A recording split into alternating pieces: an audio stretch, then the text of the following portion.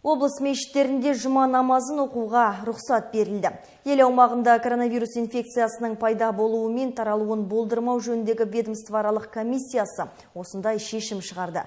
1 наурыздан бастап эпидемиологиялық жағдайдың жасыл аймағында 7 күн бойы орналасқан өңірлерде 30% толымдылықпен жұма намазын өткізуге болады. Бірақ мешітке келушілерге қойылатын бірқатар талаптар бар.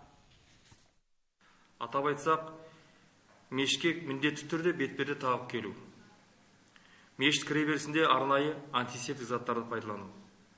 Дәретті барынша үйден алып келу. Мешіт ішінде белгілі арақашықтық сақтау, бір-бірімен қол алыспау. Намаз оқығанда арақашықтық 1,5 метрден жақын болмау. Намазды арнайы белгіленген орында оқу. Мешіт ішінде ұзақ қалмау. Дене қызуы 37 градустан жоғары, сондай-ақ тұмау және басқа да ауру белгілері бар адамдардың мешітке келмегені жөн. Жасы 65-тен асқан қариялардың, балалар мен әйел кісілердің мешітке келмегені жөн.